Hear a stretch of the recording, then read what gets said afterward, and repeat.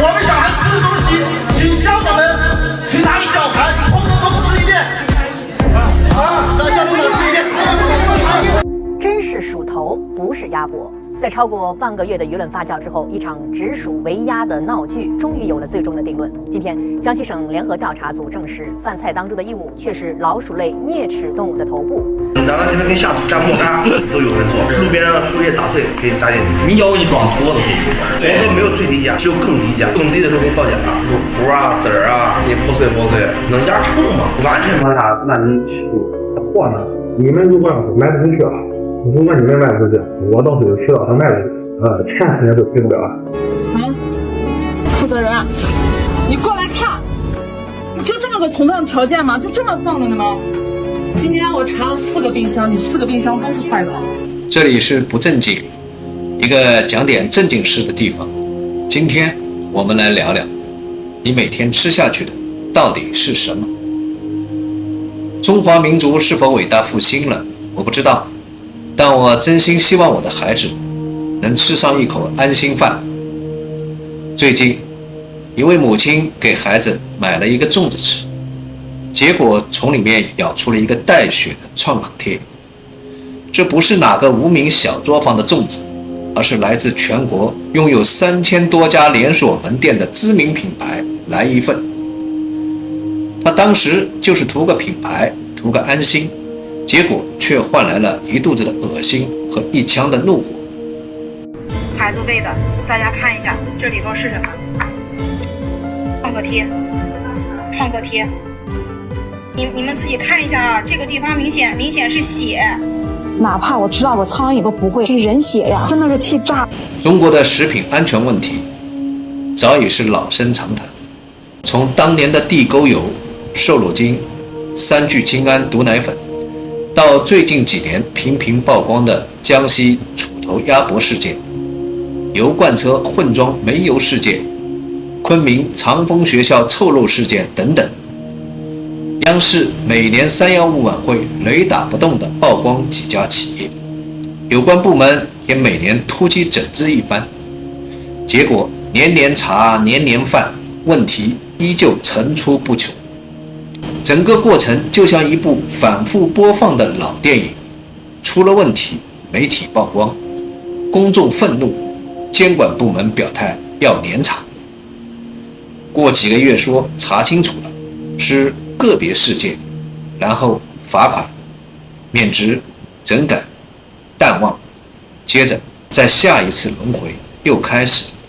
一次次个别事件能频繁出现在不同的城市、不同的行业、不同的品牌中，怎么可能只是偶然？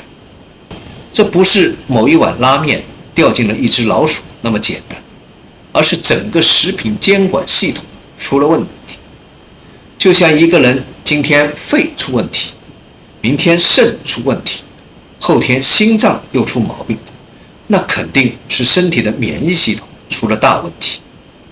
同样的，一个国家如果在食品安全上反复的爆雷，从肉类、奶制品到中药、儿童营养品都频频中招，那问题就不只是监管漏洞或企业黑心这么简单，而是整个食品的治理系统在失灵。这里就引出了一个疑问：中国在过去20年里，在很多的领域都取得了举世瞩目的成绩，高铁、航母、火箭、大桥、摩天大楼，就连空气污染也在持续的改善。贪官一个一个的落马，为何偏偏食品安全问题却屡治无效？其实早在2008年北京奥运会前夕，北京的空气污染曾被国际社会高度关注。为了向世界展示良好的形象，政府下令北京及周边工厂停工停产。短短的几周时间里， PM2.5 指数骤降，蓝天罕见地重回了北京的上空。这个现象被网友戏称为奥运蓝。很多人都在心里得出一个结论：只要政府真有心，其实真的是能解决问题的。那么我们就有疑问了，为什么空气污染可以集中力量治理，而食品安全却始终无解呢？其实答案也很现实，空气人人都得呼吸，包括高层领导、他们的家人和孩子。而对于食品，官员们可以吃特供，与老百姓的餐桌彻底的隔离。也就是说，空气污染威胁到了他们自身的健康，食品安全则只是普通老百姓的麻烦。一个能下狠手治理空气污染的国家，怎么可能治理不好食品安全呢？真正的差别只在于谁才是受害者。别说治理不了，政府完全有能力，只是他们在针对不同的情况选择性的发挥能力罢了。就在刚过去的一周，又发生了一起恶性的食品事件。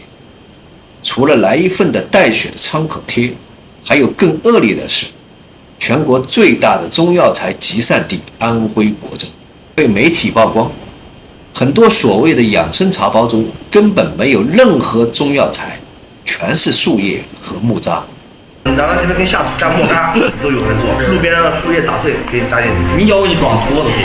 我说没有最低价，只有更低价，更低的时候给你造假，核啊、籽儿啊，你破碎，能压臭吗？完全没作用，说白了都是他喝自己的热水。听都多了，看那什么耳鸣啊，30多一张，成本是1块多，这里边东西全了。30多元一包的养生茶，成本只有1块多，利润几十倍，造假成本接近于0。原料随地捡都能捡到，只要吃了不死人，就能堂而皇之地卖进全国各大的药店。这还不是最可怕的，真正触目惊心的是，当记者完成卧底调查，以消费者的身份拨打当地市场监督管理局热线举报时，都是较真儿的，不需要你赔任何钱，我就想知道这个东西从哪儿来的，药材市场哪地方谁的，你看我刚干才7天，那你从谁那儿买来的？就我上市场去找呀。我给他打电话，让他和你沟通一下，看让他赔怎么和你交涉一下，好吧？不是赔，我是要求咱这边查出他这种造假的行为，包括他们背后的厂家。这样吧，你等我们电话吧，我们先找着这个人。我就是想问咱这边怎么处理啊？咱这边可能没处理了。接电话的执法人员第一反应不是展开调查，而是建议私了，帮忙联系商家协商处理。说白了，这不是没查到，而是根本不想查。熟练的处理口吻，说明这些监管人员早就心知肚明。而且，这早已不是亳州第一次出问题。2023年，亳州市中药材抽检不合格批次多达551批次，同比增长20%，不合格药材多达208种。各大媒体年年报道，315晚会也曾点名，但1年之后，造假依旧猖獗，甚至更加明目张胆。为什么监管部门如此宽容？难道真是执法不力？我们继续往下看。还记得2024年轰动全国的昆明长风学校臭漏案吗？家长因孩子频繁腹泻，冲进长风学校的厨房，发现一盆盆已经变色发臭的猪肉，正准备下锅给学生吃。我马上报警，整盆肉都是臭的，我看你们怎么炒给小孩子吃啊！整盆肉都是臭的。就当时就是您第一个。对，是我报的。来，所有人来闻，这更臭。这不知道要晚上是怎么吃，我真的不知道，真的，来更臭，闻一闻。我操，真的是妈呀，太没有良心了！来，所有的人全部来闻闻这肉有多臭，好臭，真的，这是丧尽天良的人，真的很臭，真的。我想问一下，今天你们食堂的人吃这个吗？来，昨天刚说完的，今天你们还敢这么做？厉害！是哪个？我是，你来，你来闻，炒出来一起吃吗？这是供应商。不行，炒出来。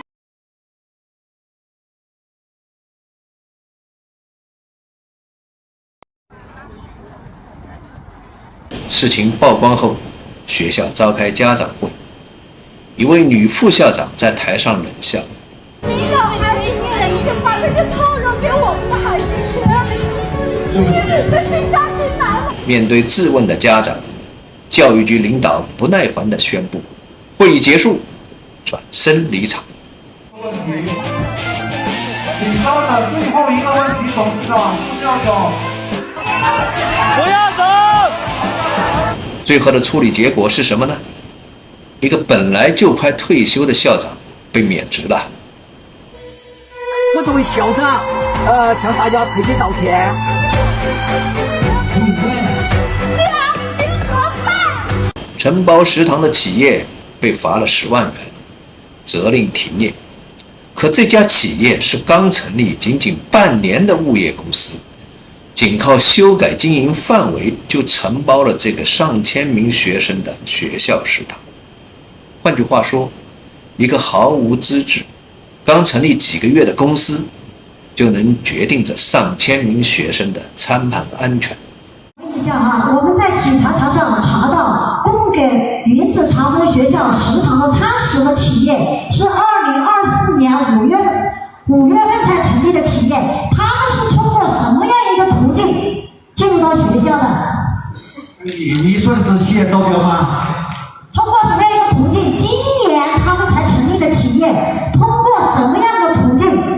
去我们市场监管局负责对食品安全进行调查，至于学校招标哪个企业，我们市场监管局跟这一方面不是我们的责任，我们请学校回答。让学校回答，让学校回答。还有一点，特别是学校的法人主管后勤部的校长，在15号的时候，在那个家委群里面，有家长拍了图片，说这是巴西冻肉。当时你们的工作人员给家委解释的是，这个是你们员工聚餐食用的猪肉，不会给学生吃。其实你们在15号的时候已经了解了这个情况，但是你们包庇、推脱、掩盖。好，这位家长。按理说，这种事件在其他国家早就刑事立案，企业法人蹲监狱，但在我们这里，最多罚点钱，改个名字，换张营业执照，继续干。那么问题来了，为什么地方政府对这些企业睁一只眼闭一只眼？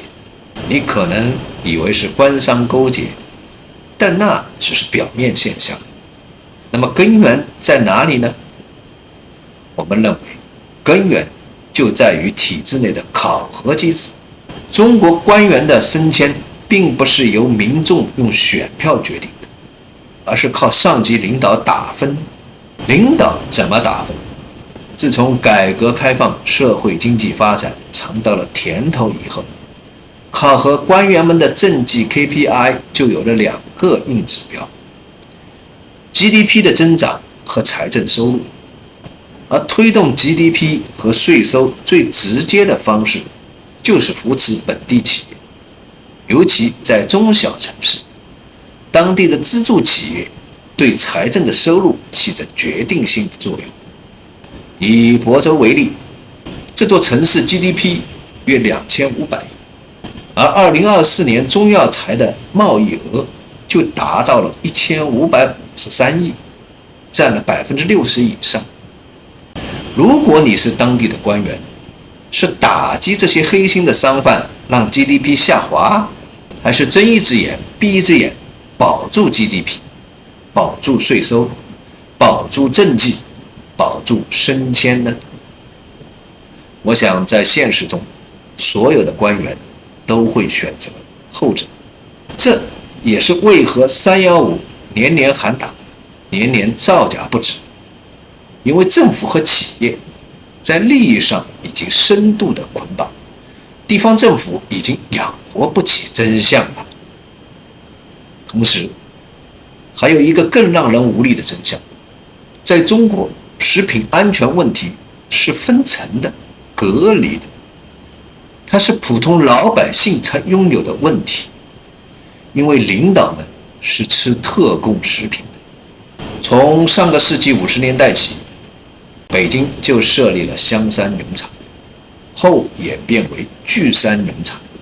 由于地处玉泉山一带，也常被称作为玉泉山农场。实际上，这3个名字指的是同一个单位，负责为中南海领导人及其家属提供最安全、最优质食品的特供基地，由中央警卫局管理。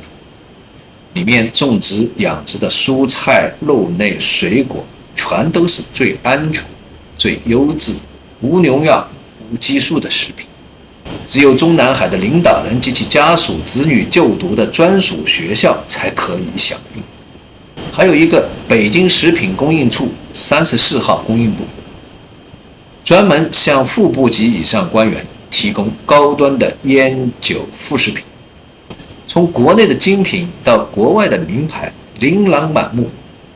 有个前中央警卫局的副局长在回忆录里透露说，当年34号供应部里面的产品是应有尽有啊，有外面看不到的茅台酒、五粮液、特大的黄花鱼、黑绷筋大西瓜，8分钱1斤，个个像篮球那么大。特供的产品品种还包括从国外进口的名牌家用电器、手表、香水、巧克力、白兰地、威士忌、珠宝、首饰等等等等。俄罗斯产的顶级鱼子酱，法国产的鹅肝酱，在这里已经是属于很普通的东西了。各位要知道，这可是在60年代啊，那个时候的中国老百姓有多穷。这些特供品只能用极致的奢华来形容。60年代就这样了，后面就越做越大。而如今这一套特供体系早已不是中央的特权，省市县各级官员也建立了自己专属的内部渠道，他们和普通百姓早已吃着2个世界的食物，跟普通老百姓的食品是完全隔离开来的。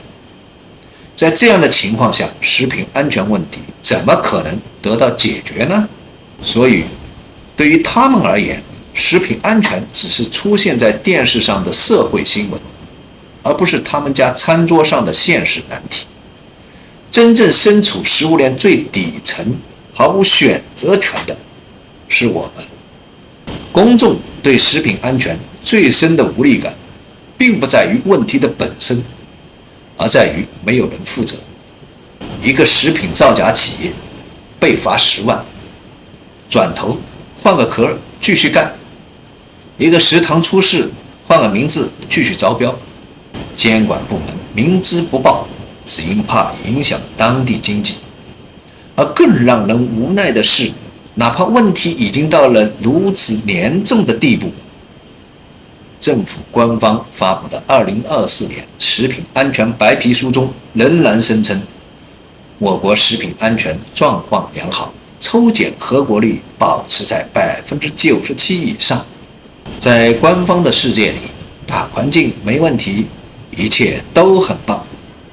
可在普通人的餐桌上，麻木和恐惧早已写在了每一次下单、每一口的吞咽中。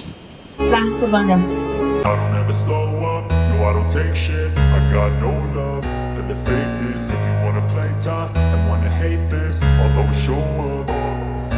I don't ever slow up, no I don't take shit. I got no love for the fakeness. If you wanna play tough and wanna hate this, I'll always show up and make a statement. I don't ever slow up, no I don't take shit. I got no love for the fakeness. If you wanna play tough and wanna hate this, I'll always show up and make a statement. Everything I do so instinctive and so passionate. Every word I move so descriptive like an adjective. I got a vendetta against people who patented being negative when you should be getting after it. I got facts over tracks, this and that. Spitting slow, spitting fast. I could roast, I could gas. Think I'm okay at last, but I don't know if that can erase all the past. And the pettiness, a reflection of the emptiness. Hilarious, you think you're worth my time, you're delirious. Mysterious, because you hide behind a fake exterior. Inferior, you know I'll always be a bit superior. Get off of me, this ain't no so humble brag. I want you to hear words, you can say them back. I want you to feel free from the chains that last and to 这是法律规定，你是法律毛主啊。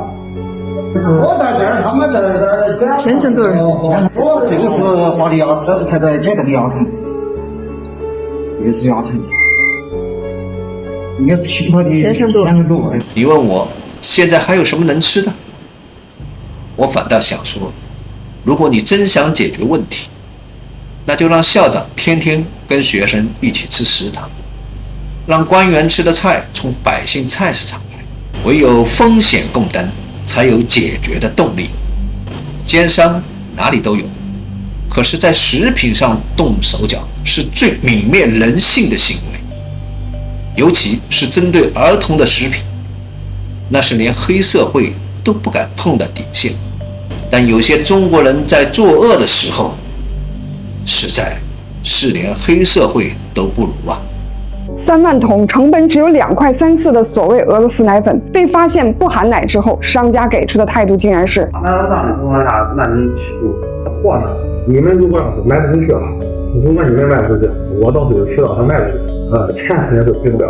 我问一句，卖哪儿去啊？是坑小孩还是坑老人呢？街上的良心肯定是被狗吃了，但我们的监管又在哪打盹呢？生活榜5月20号的报道，一名买家买了从枣庄发货的3万桶俄罗斯奶粉，但是冲泡之后发现气味、味道都不对，要求退货，销售方直接交底儿。这玩意儿一桶成本就2块3四，全是米粉。你没听错，和矿泉水一个价格的奶粉正在往咱们老百姓家里搬。先算笔账，2块3四的成本能做出啥奶粉呢？正经奶粉啊，光原料比如生牛乳、乳清粉，成本都不止这个数，更别说加工、运输、质检这些环节了。这些所谓的俄罗斯奶粉，指不定掺了多少香精、添加剂，搞不好啊，连基本的营养成分都没有。有没有通过检测都是个未知数。要是婴幼儿喝了，轻则营养不良、发育迟缓，重则可能引发其他脏器病变。要是老年人图便宜买来喝，本身免疫力就差，还把这些劣质品当成补品，等于说是花钱买罪受。当买家上门找到枣庄生产厂家的时候，厂长声称不知道这个事儿，还阻止录像，威胁报警。但他描述前后矛盾，说定制者和他当时说是生产给鸡鸭鹅狗的饲料，但问题是动物饲料你还搞个礼品盒包装，用汉字写明奶粉做什么呢？厂长还认为自己很讲理，说如果他不讲理的话，就不会承认东西是他生产的，说成别人冒牌的就行，把涉嫌违法犯罪说成有理。不得不说心理够强大，脸皮够厚。最让人愤怒的是，他还理直气壮地说退钱不可能，但是有渠道帮你卖，这哪是卖奶粉呢？分明是在卖定时炸弹。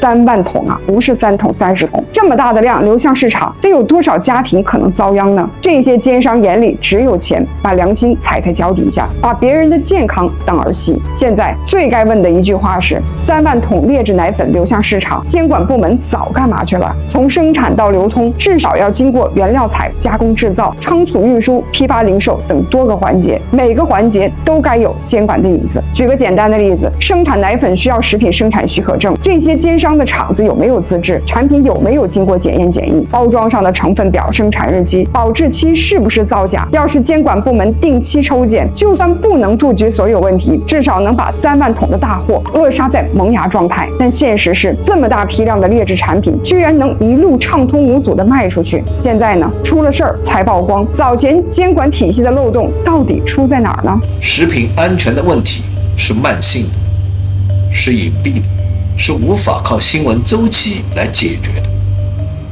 它的解决不在于企业有没有良心，而在于权力有没有边界，在于监管者是否愿意承担责任，去守住底线。当一个国家的制度设计让权力凌驾于责任之上，当一个社会的基本逻辑变成能污就污，能混就混，那吃进嘴里的每一口饭菜都不再只是营养或口感的问题，而是风险与代价的问题。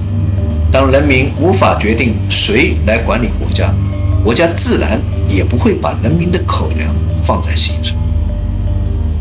不是我们不配吃的安心，而是我们还没有能力让他们跟我们一起吃一样的东西。